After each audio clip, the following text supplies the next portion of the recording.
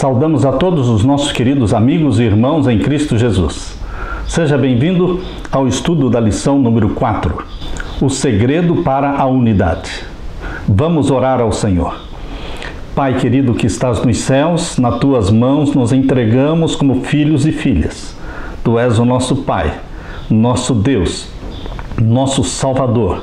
Derrama sobre nós o Espírito Santo, dando-nos a iluminação do céu para entendermos a mensagem que o Espírito Santo nos enviou através de Paulo quando ele escreveu a sua carta aos Efésios.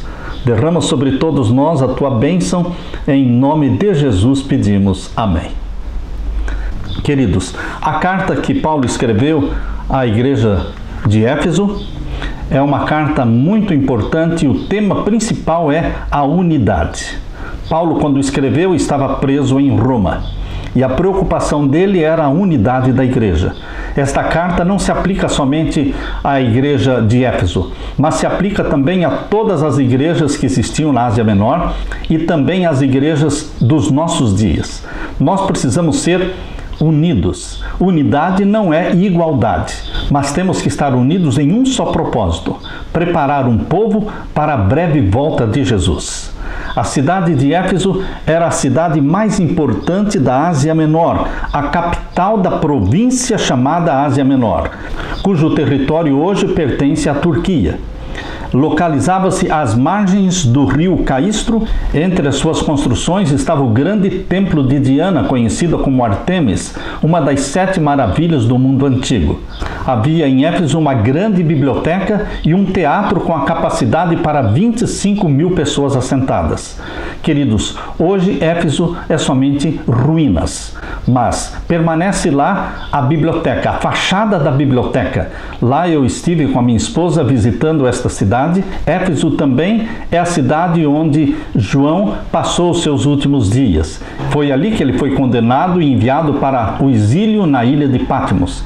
E depois que saiu da ilha de Patmos, provavelmente João tenha voltado para a cidade de Éfeso. Foi ali que ele cuidou da mãe de Jesus. Maria viveu com João ali na cidade de Éfeso. Paulo fundou a igreja de Éfeso na sua segunda viagem missionária. A lição desta semana é uma viagem pela carta escrita por Paulo à igreja de Éfeso. Portanto, queridos, na parte de domingo diz bênçãos em Cristo. Abra sua Bíblia em Efésios capítulo 1 e vamos ler o capítulo 1, versos 3 a 14. Efésios capítulo 1, versos 3 a 14. Aqui lemos: Bendito o Deus e Pai de nosso Senhor Jesus Cristo, o qual nos abençoou com todas as bênçãos espirituais nos lugares celestiais em Cristo. Interessante que Paulo fala do Deus Pai e fala do Filho Jesus Cristo. Quando Paulo fala de Deus Pai, Pai de nosso Senhor Jesus Cristo, ele está enfatizando a encarnação de Jesus. Quando Jesus foi gerado no ventre da Virgem Maria pelo Espírito Santo, se cumpriu uma profecia. Ali se cumpriu o título de filho e o título de pai.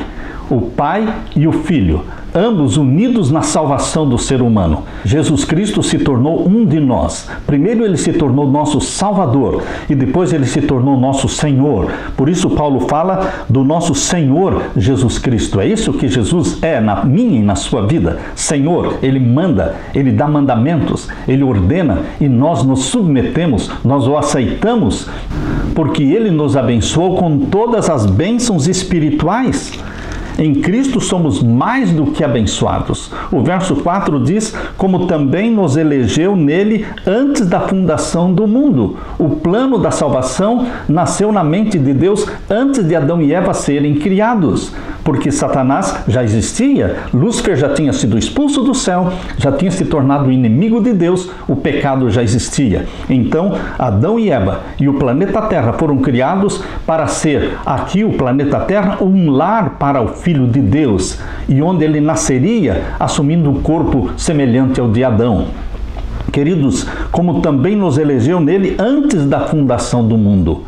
A família humana foi criada para ser redimida pelo sangue de Jesus Cristo, para ser realmente filho e filha de Deus, para que fôssemos santos e irrepreensíveis diante dele em amor, criados para um propósito divino. É óbvio que todos aqueles que nascem no planeta Terra, eles não são forçados e obrigados a abraçarem Jesus como Salvador e aceitarem o plano, a escolha divina. Eles podem rejeitar, usar o livre-arbítrio para rejeitar a escolha feita por Deus. Porém, queridos, Deus diz aqui o verso 5, nos predestinou para filhos de adoção por Jesus Cristo. Na vontade de Deus, na mente de Deus, Jesus Cristo morreu para que todo aquele que nele crê não pereça, mas tenha vida eterna. João 3,16. Todos nós nascemos predestinados para sermos salvos. Ninguém nasce predestinado para a perdição.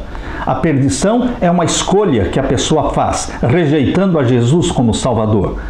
E no verso 10 diz, de tornar a congregar em Cristo todas as coisas na dispensação da plenitude dos tempos, tanto as que estão nos céus como as que estão na terra. O plano divino de salvar a humanidade está concentrado em Jesus Cristo. Por isso diz aqui, congregar em Cristo todas as coisas. E o verso 11, nele digo, em quem também fostes feitos herança, havendo sido predestinados conforme o propósito daquele que faz todas as coisas. Não há dúvida, queridos, que existe uma predestinação na palavra de Deus. Todos nós somos predestinados, desde que nascemos, para a salvação. Mas em parte alguma, Deus diz que predestinou alguns para a perdição. Não, a perdição acontece para a maioria das pessoas, porque elas escolhem rejeitar Jesus Cristo, escolhem rejeitar a oferta da salvação, escolhem rejeitar o Cordeiro de Deus que tira o pecado do mundo. E agora o verso 13, em quem também vós estáis, depois que ouvistes a palavra da verdade, o evangelho da vossa salvação, e tendo nele também crido, fostes selados com o Espírito Santo da promessa. Aqui está falando do selamento da conversão. Quando nós abraçamos a Jesus como Salvador e somos batizados, estamos nascendo da água e do Espírito Santo. Estamos sendo selados pelo Espírito Santo. O selo da conversão. Isto é chamado aqui no verso 14 de o penhor da nossa herança. Quando você precisa de dinheiro, você vai à Caixa Econômica e você recebe ali 4, 5 mil reais e você, como penhor, você pode deixar ali suas joias ou seu relógio, enfim, você deixa ali algumas coisas como penhora, de que você realmente vai pagar aquela dívida.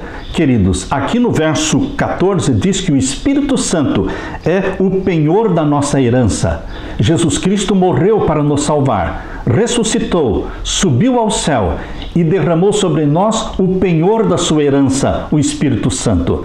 O derramamento do Espírito Santo sobre você e sobre mim é a certeza de que Jesus Cristo virá nos reclamar como sendo seus e nos levará para o céu, porque Ele já penhorou a sua palavra enviando o Espírito Santo, o penhor da nossa herança. E o verso 15, pelo que ouvindo eu também a fé que entre vós há no Senhor Jesus, e o vosso amor, a vossa caridade para com todos os santos, não cesso de dar graças a Deus por vós, lembrando-me de vós nas minhas orações. Paulo pregava o Evangelho, Paulo convertia almas, mas ele colocava todos os seus filhos e filhas na fé na sua lista de oração. Paulo não cessava de orar e de interceder por aqueles que ele ganhou para Jesus. Verso 17, para que o Deus de nosso Senhor Jesus Cristo, o Pai da Glória, vos dê em seu conhecimento o espírito de sabedoria e de revelação. Quando nós lemos o texto aqui do verso 17, temos que entender que Paulo está falando do Deus Pai, que enviou o seu Filho para morrer por nós, e quando fala do Senhor Jesus Cristo, está enfatizando a encarnação de Jesus Cristo, a vida terrestre de Cristo, os 33 anos que ele aqui viveu, e ele se submeteu ao Deus Pai exatamente como todos nós seres humanos deveremos nos submeter ao nosso Pai Celestial. Por isso ele fala para o Deus de nosso Senhor Jesus Cristo, o Pai da Glória, porque quando Jesus aqui na terra viveu, ele sendo Deus, ele não vivia como Deus, ele vivia como um homem na dependência de Deus, buscando cada dia a comunhão com o Pai, o batismo do Espírito Santo. Por que eu estou falando isso? porque pessoas maldosas podem torcer a Bíblia, dizendo que Deus, o Pai, é Deus, mas nosso Senhor Jesus Cristo não é Deus, porque fala, para que o Deus de nosso Senhor Jesus Cristo. É óbvio que quando Jesus viveu como homem, ele adorava a Deus, o Pai, porque todos os homens e mulheres, todos os filhos de Deus na terra devem adorar o Deus Pai. Queridos, Jesus Cristo veio para mostrar como um homem deve viver na dependência de Deus, em comunhão com Deus, obedecendo a Deus, adorando a Deus. Cristo é na terra um exemplo de homem, não um exemplo de Deus. Mas isto não quer dizer que ele não fosse Deus.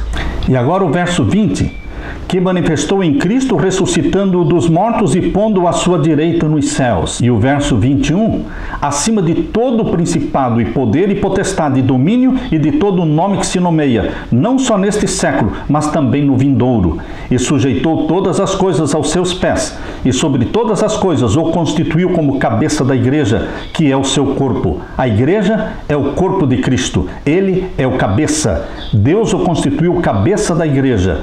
Deus o colocou acima de todo principado, poder e potestade e domínio, acima de todo nome que se nomeia. Jesus Cristo está acima de tudo e de todos. Mas claro é que quando diz que ele está acima de todo nome, excetua Deus o Pai, que lhe sujeitou todas as coisas. Verso 22, e sujeitou todas as coisas a seus pés, e sobre todas as coisas o constituiu como cabeça da igreja.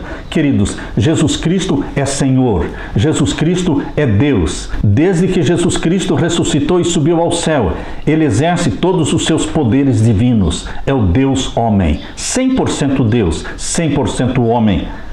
Quando Paulo fala da igreja como sendo um corpo, tendo como cabeça Cristo, ele está falando de unidade. A unidade que existe entre os membros do corpo, todos submissos à cabeça, que tudo controla. Este cabeça é Jesus Cristo. Aqui Paulo dá ênfase na unidade da igreja. Na parte de segunda-feira, derrubando a parede. Aqui na lição de segunda-feira nós vamos estudar os capítulos 2 e 3 da carta aos Efésios. Começamos com o capítulo 2, verso 1 em diante, diz assim: e vos vivificou, estando vós mortos em ofensas e pecados.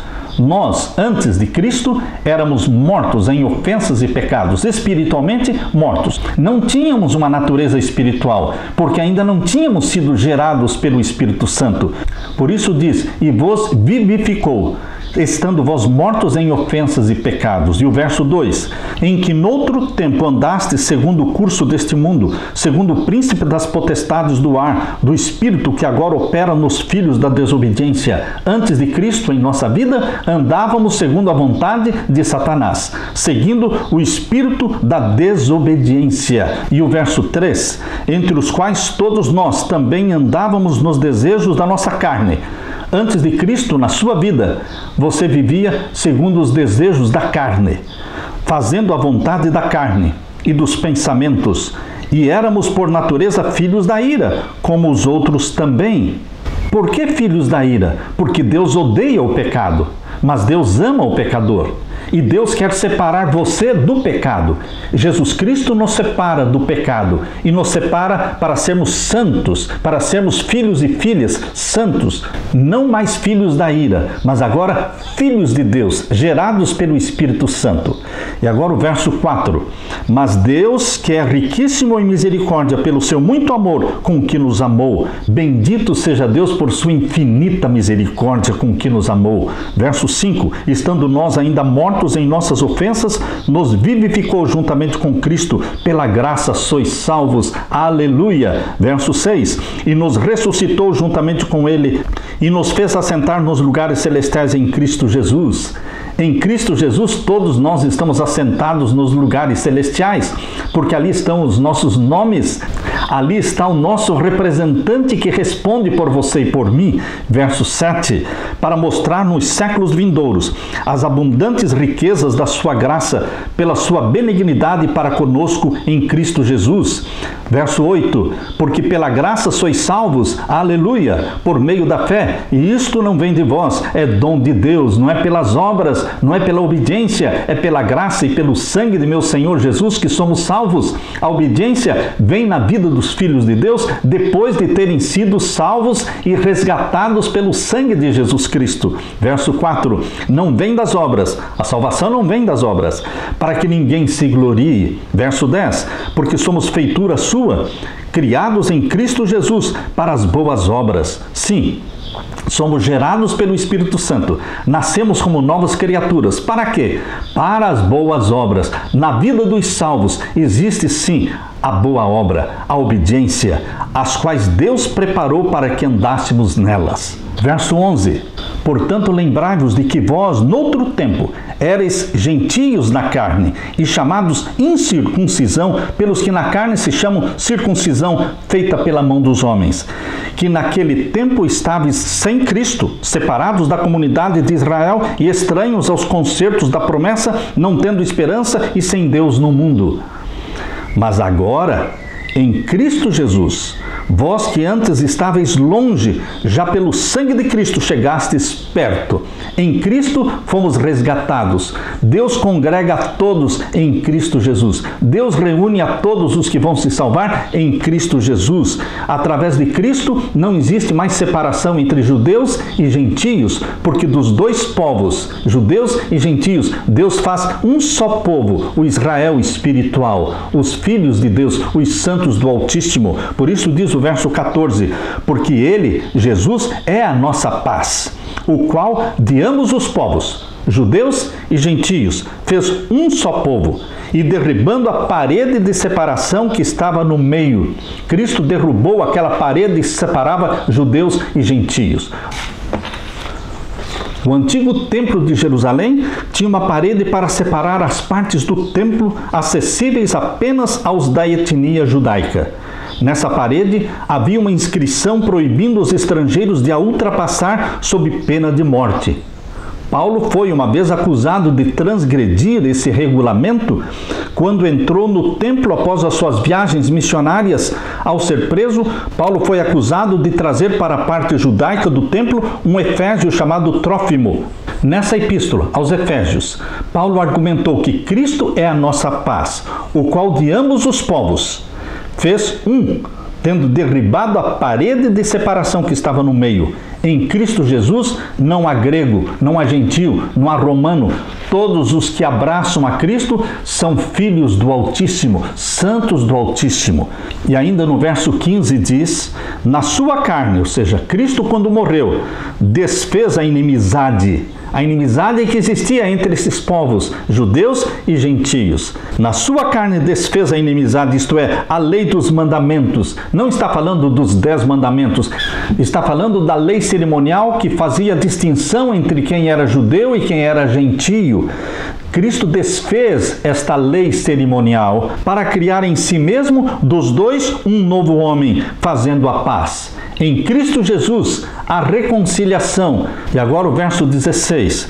E pela cruz, reconciliar ambos com Deus em um corpo, matando com ela as inimizades. A cruz de nosso Senhor Jesus Cristo fez de todos os povos, de todas as raças e tribos, fez um só povo e eles formam um só rebanho, tendo um só pastor, que é Jesus Cristo. E o verso 17 diz, e vindo ele, Jesus, evangelizou a paz, a vós que estáveis longe e aos que estavam perto. Cristo veio para trazer salvação aos gentios e aos judeus, aos que estavam longe e aos que estavam perto. Verso 18, porque por ele, Jesus, ambos temos acesso ao Pai em um mesmo Espírito. Através do Espírito Santo temos acesso a Jesus e temos acesso ao nosso querido Pai Celestial. Verso 19. Assim que já não sois estrangeiros, nem forasteiros, mas concidadãos dos santos e da família de Deus. Isso é o que você é, concidadão dos santos. Você é membro da família de Deus,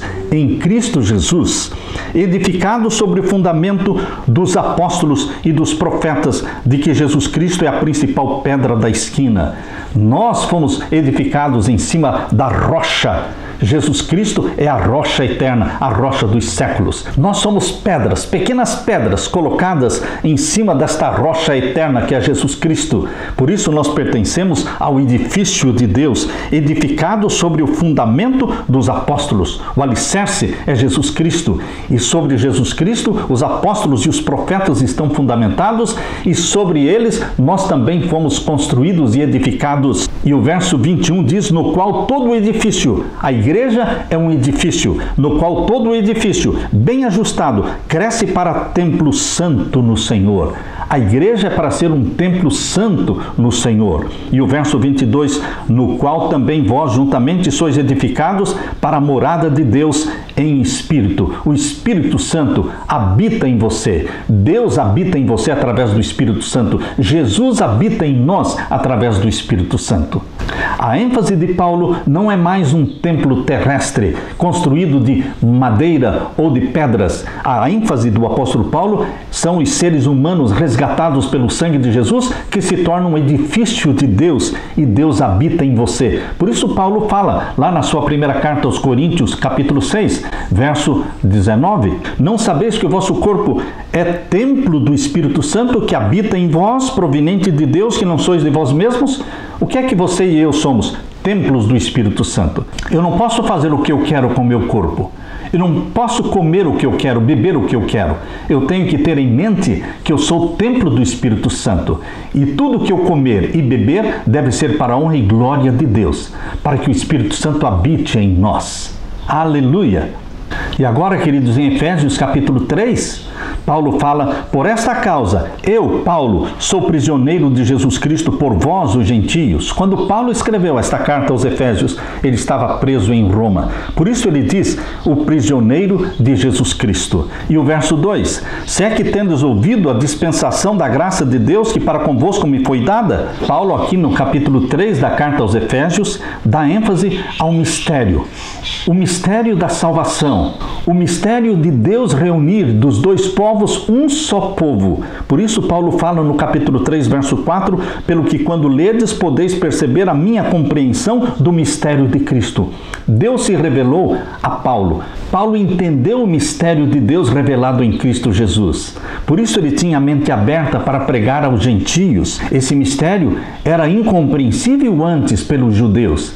Mas agora em Cristo Jesus tudo foi revelado. Capítulo 3, verso 5 diz: o qual noutros séculos não foi manifestado aos filhos dos homens, como agora tem sido revelado pelo Espírito aos seus santos apóstolos e profetas. O Espírito Santo está revelando para Paulo e para todos os apóstolos que Deus tem um plano para salvar os gentios e fazer dos gentios e os judeus um só povo. Verso 6, a saber que os gentios são co-herdeiros e de um mesmo corpo e participantes da promessa em Cristo pelo Evangelho. Paulo faz tudo o que pode para elevar a autoestima dos gentios, mostrando que eles são escolhidos em Cristo Jesus. E o verso 7, do qual fui feito ministro. Paulo foi feito ministro do Evangelho para os gentios, pelo dom da graça de Deus que me foi dado, segundo a operação do seu poder. A mim, diz o verso 8, o mínimo de todos os santos me foi dada esta graça de anunciar entre os gentios, por meio do Evangelho, as riquezas incompreensíveis de Cristo. Paulo enciumou os judeus, porque ele tinha um ministério voltado para os gentios. Foi para isso que Deus o chamou. E agora, queridos, abra a Bíblia no capítulo 3 e o verso 14 em diante, de Efésios. Capítulo 3 de Efésios, verso 14. Por causa disto me ponho de joelhos perante o Pai de nosso Senhor Jesus Cristo. Estão vendo como sempre Paulo está dando ênfase na humanidade de Jesus Cristo e na divindade do Pai, mostrando essa relação que existe entre Jesus Cristo como homem e o Pai como Deus. Mas de forma alguma, Paulo está dizendo que Jesus Cristo não é Deus. Jesus Cristo, ao ressuscitar e subir ao céu, ele assumiu plenamente os seus poderes divinos. E o verso 15, do qual toda a família nos céus e na terra toma o nome, para que segundo as riquezas da sua glória vos conceda que sejais corroborados com poder pelo seu Espírito no homem interior. Paulo fala da divindade, o Pai, o Filho e o Espírito Santo. Repetidas vezes, Paulo fala do Pai, do Filho e do Espírito Santo. Verso 17, para que Cristo habite pela fé nos vossos corações, a fim de estando arraigados e fundados em amor, poderdes perfeitamente compreender com todos os santos qual seja a largura e o comprimento e a altura e a profundidade, e conhecer o amor de Cristo. Paulo fala da altura, da profundidade, da largura, do amor de nosso Senhor Jesus Cristo. É um amor imensurável. E conhecer o amor de Cristo, diz o verso 19, que excede todo entendimento, para que sejais cheios de toda a plenitude de Deus. Ora, há aquele que é poderoso para fazer tudo muito mais abundantemente, além daquilo que pedimos ou pensamos, segundo o poder que em nós opera. Bendito seja Deus. Ele não responde exatamente como você pede. Ele dá muito mais do que você pediu, muito mais abundantemente, além daquilo que pedimos ou pensamos. Deus é bom. Provai e vede que o Senhor é bom. Na parte de terça-feira, unidade em corpo. A parte de terça-feira está concentrada no capítulo 4 de Efésios. Abra sua Bíblia no capítulo 4 de Efésios. Aqui nós lemos a partir do verso 1. Rogo-vos, pois, eu, o preso do Senhor. Novamente, pela segunda vez nesta carta aos Efésios, Paulo se intitula o preso de nosso Senhor Jesus Cristo. Primeiramente, ele falou em Efésios capítulo 3, verso 1, e agora ele está falando em Efésios capítulo 4, verso 1, e ele vai falar mais uma vez em Efésios capítulo 6, e o verso 20, onde ele diz, pelo qual sou embaixador em cadeias. Por 3 vezes na carta aos Efésios, Paulo dá a entender que ele era prisioneiro de Jesus Cristo na cidade de Roma. Aqui no capítulo 4, Paulo desenvolve então o tema central da sua carta aos Efésios, que é a unidade dos cristãos. Ele diz, rogo-vos, pois eu, o preso do Senhor, que andeis como é digno da vocação em que fostes chamados. Como é que nós, salvos em Jesus, deveremos andar e viver? Verso 2, com toda a humildade e mansidão. Humildade e mansidão, com longanimidade, suportando-vos uns aos outros em amor. Nós deveremos nos tolerar, nós deveremos nos amar. Mas aqueles que discordam de nós, aqueles que nos criticam, nós deveremos suportá-los em amor. Por que suportá-los em amor? Porque o verso 3 diz, procurando guardar a unidade do Espírito pelo vínculo da paz. Em nome da unidade, nós deveremos tolerar aqueles que discordam de nós, respeitá-los e manter a unidade no Espírito Santo. Verso 4 diz, há um só corpo e um só Espírito. Há um só corpo porque o corpo é a igreja. Há um só Espírito porque é o Espírito Santo. Como também fostes chamados em uma só esperança. Uma só esperança porque a esperança na bendita volta de nosso Senhor Jesus Cristo. Esta é a única bendita esperança.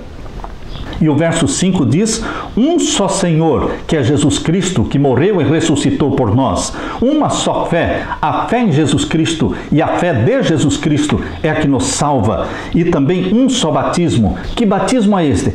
O batismo por imersão. Assim como foi o batismo de Jesus Cristo, assim deve ser o nosso batismo. Mergulhados na água, e nós nascemos da água, gerados pelo Espírito Santo, como filhos e filhas de Deus. Por isso diz, um só batismo, um só Deus e Pai de todos. Não existem 2 pais, existe um só Deus e Pai de todos. E quando Paulo fala um só Deus e Pai de todos, está se referindo a todos, incluindo Jesus Cristo, quando viveu na terra por 33 anos. Ele se relacionava com Deus o Pai, sendo filho, viveu como homem, na dependência do Pai. Verso 6, estamos lendo. O qual é sobre todos, e por todos, e em todos. E agora na parte de quarta-feira, líderes da igreja e unidade. Verso 8 agora, pelo que diz, subindo ao alto, levou cativo o cativeiro, e deu dons aos homens. Jesus Cristo, ao ressuscitar, subiu ao céu, levando cativo o cativeiro, porque ele ressuscitou junto com a multidão de salvos. Lá em Mateus capítulo 27, versos 51 a 53, diz que quando Cristo ressuscitou, muitos corpos de santos ressuscitaram com ele. E esta multidão que ressuscitou com Jesus, glorificados. Eles subiram ao céu com Jesus Cristo, como primícias dos mortos. Por isso diz aqui, levou cativo o cativeiro. Aqueles que estavam cativos da morte, eles foram resgatados, foram ressuscitados e levados ao céu. Lá estão esperando a grande seara dos salvos. E o verso 9 diz, ora, isto, ele subiu, que é senão que também antes tinha descido às partes mais baixas da terra. Cristo desceu à terra e desceu às partes mais baixas porque ele foi morto e ele foi enterrado. Ele foi colocado numa tumba. Aquele que desceu é também o mesmo que subiu acima de todos os céus para cumprir todas as coisas.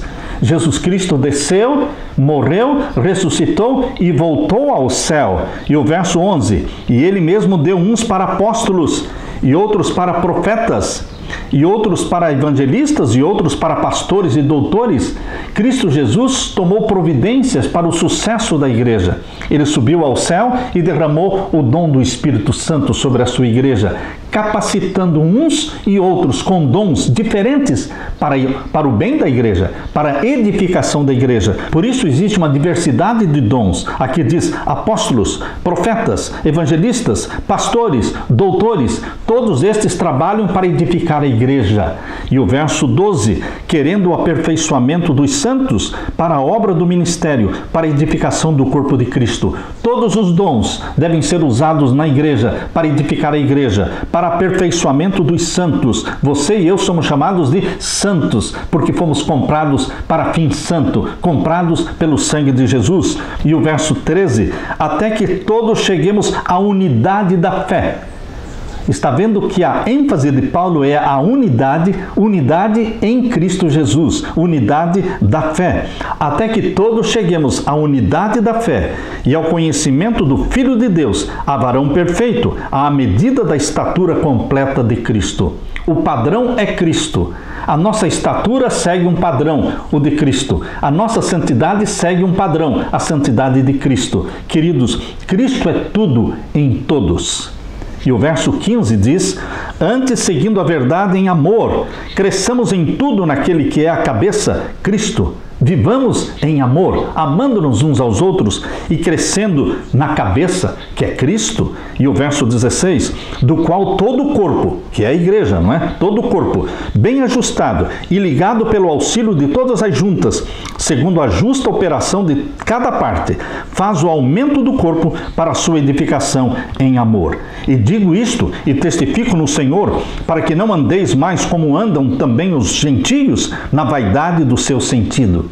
Queridos, Paulo está dizendo que nós, comprados pelo sangue de Jesus, não podemos ter um estilo de vida parecido com aquele estilo de vida dos gentios, dos profanos, dos promíscuos, porque aqueles gentios que não conheceram ainda Jesus Cristo, eles têm a sua mente entenebrecida. Aqui diz o verso 18, entenebrecidos no entendimento, uma mente confusa, uma mente dominada pelo espírito maligno. Mas nós, comprados pelo sangue de Jesus Cristo, gerados pelo Espírito Santo, nós temos a mente de Cristo. E o verso 19 diz, os quais, havendo perdido todo o sentimento, se entregaram à dissolução para com avidez cometerem toda impureza. A vida dos que não amam a Jesus é uma vida de impureza. Tudo pode, tudo é permitido, mas nós, chamados, eleitos e santos de Deus, nós temos um outro padrão, que é o padrão celestial. Verso 22 diz que quanto ao trato passado vos despojeis do velho homem. O velho homem morreu, que se corrompe pelas concupiscências do engano. Queridos, o velho homem se refere à velha vida que nós vivíamos. Tudo muda na nossa vida, o nosso estilo de vida, os nossos gostos, os nossos hábitos, as nossas atitudes, os nossos pensamentos, tudo muda. Porque o verso 23 diz, e vos renoveis no espírito do vosso sentido, renovação espiritual. Você é um novo homem, você é uma nova mulher. Verso 24, e vos revistais do novo homem, que segundo Deus é criado em verdadeira justiça e santidade. Santidade ao Senhor, isso é o que precisa ser escrito na nossa testa. Verso 25, pelo que deixai a mentira, filhos de Deus, não praticamos a mentira, pelo que deixai a mentira e falai a verdade, cada um com o seu próximo, porque somos membros uns dos outros. Deveremos falar a verdade mesmo com prejuízo, mas somente a verdade, unicamente a verdade. Verso 26, irai-vos e não pequeis, não se ponha o sol sobre a vossa ira. Queridos, antes do sol se pôr, temos que confessar os nossos pecados. Se ofendemos alguém, se o marido ofendeu a esposa, ou a esposa ofendeu o marido, se você ofendeu a um amigo, antes do sol se pôr, você deve buscar esta pessoa, confessar o seu pecado, pedir perdão. Por isso diz aqui, não se põe o sol sobre a vossa ira. Você precisa dormir à noite com o perdão. Você não pode dormir à noite com o pecado, porque você vai acordar pior no dia seguinte. Mas quando você dorme com o perdão, confessando os seus pecados, você acorda melhor, porque o Espírito Santo esteve trabalhando na sua mente todo o tempo em que você estava dormindo. E agora o verso 27, não deis lugar ao diabo. Aqueles que não confessam o pecado antes do sol se pôr, eles estão dando espaço para Satanás agir na sua vida. Por isso diz no verso 27, não deis lugar ao diabo. Em outras palavras, confessem o pecado antes do sol se pôr. E agora o verso 28, aquele que furtava, não furte mais. Furtava de quem? Do governo? Nos negócios? Furtava de Deus nos dízimos e ofertas? Qual o conselho que Paulo diz? Aquele que furta, não furte mais. Antes trabalhe, fazendo com as mãos o que é bom, para que tenha com o que repartir com o que tiver necessidade. E o verso 29, não saia da vossa boca nenhuma palavra torpe, palavra feia, palavra maliciosa, palavra profana. Não saia da nossa boca nenhuma palavra que envergonhe a Jesus Cristo. Por isso diz aqui, mas só a que for boa para promover a edificação e para que dê graça aos que a ouvem, palavras que edificam. E o verso 30, não entristeçais o Espírito Santo de Deus. Queridos, o Espírito Santo de Deus pode ser entristecido quando nós nos agarramos aos nossos pecados, aos nossos maus hábitos, aos nossos vícios, e nós insistimos em continuar pecando voluntariamente. Aí nós entristecemos o Espírito Santo. Mas quando nós confessamos os nossos pecados, nós alegramos o Espírito Santo. Aqui diz, não entristeçais o Espírito Santo, no qual estáis selados. Como dissemos no início, o Espírito Santo foi nos dado como um penhor. Fomos selados na conversão. Estamos selados pelo Espírito Santo para o dia da redenção, que é o dia da volta de Jesus. E o verso 31, toda a amargura, e ira, e cólera, e gritaria, e blasfêmias, e toda a malícia seja tirada dentre vós. E o verso 32, antes sede uns para com os outros benignos, misericordiosos, perdoando-vos uns aos outros, como também Deus vos perdoou em Cristo. Na parte de quinta-feira, relacionamentos humanos em Cristo.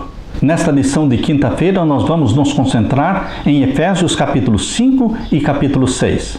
Convido você para ler comigo, então, Efésios 5, verso 1 em diante. Sede, pois, imitadores de Deus, como filhos amados. Cristo é o nosso padrão. Deveremos contemplar a Jesus Cristo, fixar os nossos olhos nele, imitá-lo. Cristo pousa para ser reproduzido em cada um dos seus discípulos. E o verso 2 diz, e andai em amor, como também Cristo vos amou, e se entregou a si mesmo por nós em oferta e sacrifício a Deus em cheiro suave. Andar em amor, viver em amor. E o verso 3, mas a prostituição e toda impureza ou avareza nem ainda se nomeia entre vós como convém a santos.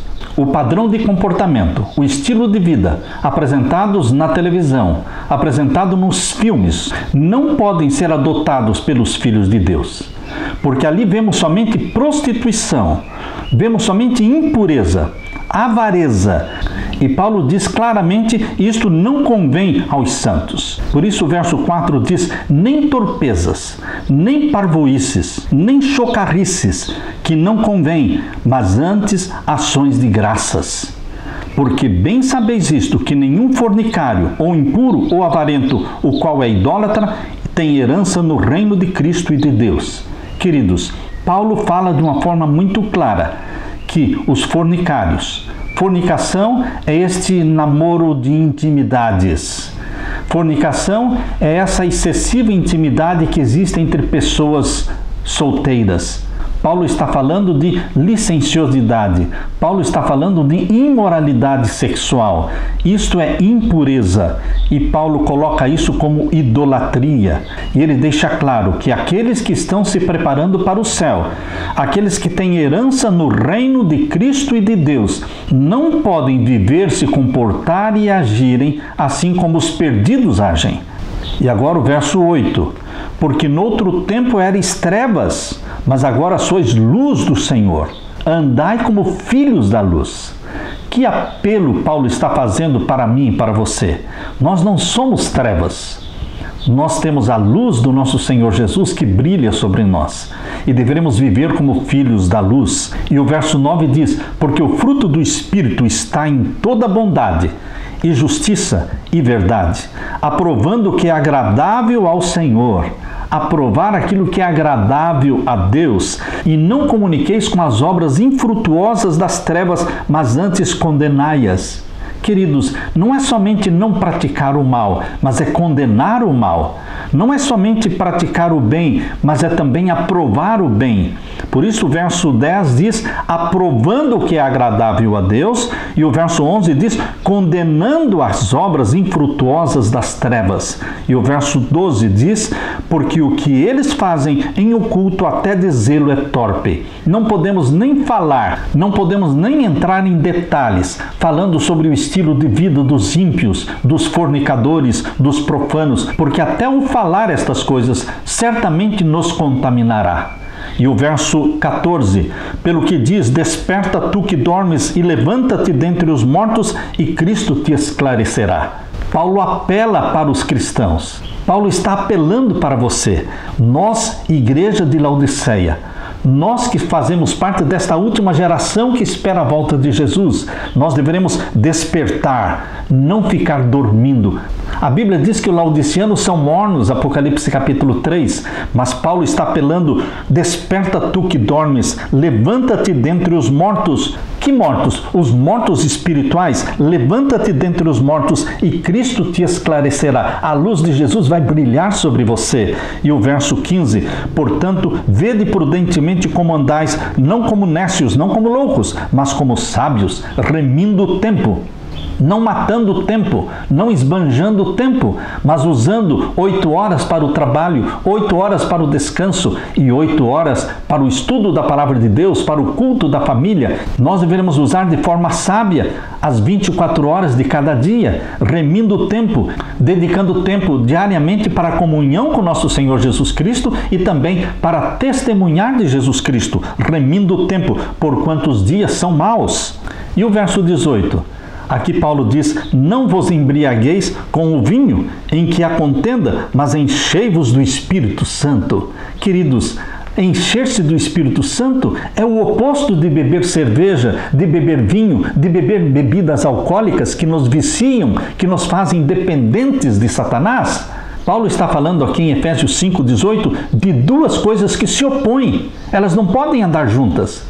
Encher-se de vinho ou de cerveja ou de qualquer outra bebida alcoólica é se opor ao batismo do Espírito Santo. É o mesmo que bloquear o derramamento do Espírito Santo sobre você. Por isso Paulo diz, não vos embriagueis com vinho em que há contenda, mas enchei-vos do Espírito. Naquele tempo muitos bebiam vinho alcoólico. Tanto no Antigo Testamento como nos primeiros séculos do Novo Testamento, o povo ainda bebia vinho alcoólico. Mas Paulo está apelando, não vos embriagueis com o vinho. Nós devemos deixar de lado as bebidas alcoólicas para sermos cheios do Espírito Santo. E o verso 19 diz, falando entre vós em salmos e hinos e cânticos espirituais, cantando e salmodiando ao Senhor no vosso coração, dando sempre graças por tudo a nosso Deus e Pai, em nome de nosso Senhor Jesus Cristo. E agora, queridos, se concentre no capítulo 5 e o verso 22 em diante. Vós, mulheres, sujeitai-vos aos vossos maridos como ao Senhor. Tem que haver unidade na igreja? Sim, mas primeiro tem que haver unidade na família. queridos, assim como a igreja se submete a Jesus Cristo, assim também as esposas podem se submeter aos maridos. E não há risco nenhum e nenhuma dificuldade em uma esposa se submeter ao marido que a ama como Cristo amou a igreja. Um marido que está disposto a morrer pela esposa, assim como Cristo morreu pela igreja. Por isso Paulo fala: vós mulheres, sujeitai-vos aos vossos maridos como ao Senhor. E o verso 23, porque o marido é a cabeça da mulher, como também Cristo é a cabeça da igreja, sendo ele próprio o salvador do corpo. De sorte que assim como a igreja está sujeita a Cristo, assim também as mulheres sejam em tudo sujeitas aos seus maridos. A unidade que existe no lar será levada para dentro da igreja. Famílias unidas, igrejas unidas. E o verso 25, vós maridos, amai vossas mulheres, como também Cristo amou a igreja e a si mesmo se entregou por ela. Cristo exige que você, marido, ame a esposa e esteja disposto a morrer por ela. Verso 26, para santificar, purificando-a com a lavagem da água pela palavra, assim como Cristo viveu para santificar a igreja. Você, marido, deve trabalhar para a santificação da sua esposa. E o verso 27, para apresentar a si mesmo igreja gloriosa e sem mácula. Você, marido, deve fazer tudo para apresentar a sua esposa como uma mulher saudável, uma mulher bonita, uma mulher bem cuidada, sem mácula, nem ruga, nem coisa semelhante, mas santa e irrepreensível. É Cristo que faz da sua igreja bela e formosa. E é o marido que faz com que a esposa também se sinta amada, se sinta bela. A autoestima da esposa vai depender muito da atitude do marido. Uma esposa amada, uma esposa apreciada, uma esposa valorizada, ela terá sua autoestima elevada. E o verso 33 diz: assim também vós, cada um em particular, ame a sua própria mulher, como a si mesmo, e a mulher reverencie o marido. E mais no capítulo 6, Paulo fala: vós, filhos, sede obedientes aos vossos pais no Senhor, porque isto é justo. Unidade entre pais e filhos. Por isso Paulo diz em Efésios 6, verso 2, honra teu pai e a tua mãe, que é o primeiro mandamento com promessa, para que te vá bem e vivas muito tempo sobre a terra. E vós, pais, não provoqueis a ira dos vossos filhos, mas criai-os na doutrina e admoestação do Senhor. Pais, não provoquem a ira dos filhos, mas criai-os, educai-os na doutrina do Senhor. Filhos, obedeçam e respeitem aos vossos pais. E o verso 5, vós servos, obedecei aos vossos senhores segundo a carne. Agora está falando do empregado e do patrão. Vocês, empregados, obedeçam aos seus patrões segundo a carne, com temor e tremor na sinceridade de vosso coração como a Cristo. E vós, senhores, falando agora para os patrões, fazei o mesmo para com eles, deixando as ameaças, sabendo também que o Senhor deles é o vosso que está no céu, e que para com ele não há acepção de pessoas.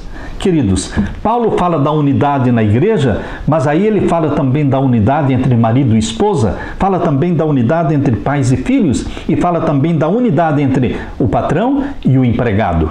E Paulo termina sua carta aos Efésios falando da armadura de Deus. No verso 11 diz: revesti-vos de toda a armadura de Deus para que possais estar firmes contra as astutas ciladas do diabo. Para vencer a Satanás, precisamos da armadura que Deus nos provê. Que armadura é esta? Verso 12 diz: porque não temos que lutar contra a carne e o sangue. Você não tem que lutar contra homens e mulheres. Você luta contra Satanás. São forças demoníacas. Porque não temos que lutar contra a carne e o sangue, mas sim contra os principados, contra as potestades, contra os príncipes das trevas deste século, contra as hostes espirituais da maldade nos lugares celestiais. Somente com a armadura que Jesus me dá, eu posso vencer Satanás. Porque Jesus Cristo venceu a Satanás. E ele me dá a vitória dele. E ele me reveste com a armadura dele. E o verso 13 diz: portanto, tomai toda a armadura de Deus para que possais resistir no dia mau. E havendo feito isto, ficar firmes. Estai, pois, firmes, tendo cingidos os vossos lombos com a verdade. e vestida a couraça da justiça, e calçado os pés na preparação do evangelho da paz, tomando sobretudo o escudo da fé, com o qual podereis apagar todos os dardos inflamados do maligno. Tomai também o capacete da salvação e a espada do Espírito, que é a palavra de Deus. Queridos, nós devemos usar toda a armadura de Deus, completa, para sermos vitoriosos em Jesus Cristo. E o verso 18 é a última parte da armadura de Deus. Verso 18, orando em todo o tempo. Não adianta nada termos o capacete, termos o escudo, termos a espada, se nós não tivermos uma vida de oração. Por isso, queridos, o verso 18 termina dizendo: orando em todo o tempo com toda a oração e súplica no Espírito, e vigiando nisto com toda a perseverança e súplica por todos os santos. Orar dia e noite, vida de oração, fazendo calo nos joelhos. E Paulo, um homem de oração, também pedia oração por si mesmo. Por isso o verso 19 diz: e por mim, para que me seja dada no abrir da minha boca a palavra com confiança, para fazer notório o mistério do Evangelho. Paulo pede oração por si mesmo, para que ele tenha o poder do Espírito Santo, para que ao abrir a boca, o Espírito Santo fale através dele para evangelizar aqueles que viviam em Roma, na corte de César. E o verso 20, pelo qual sou embaixador em cadeias, embaixador de nosso Senhor Jesus, mas preso.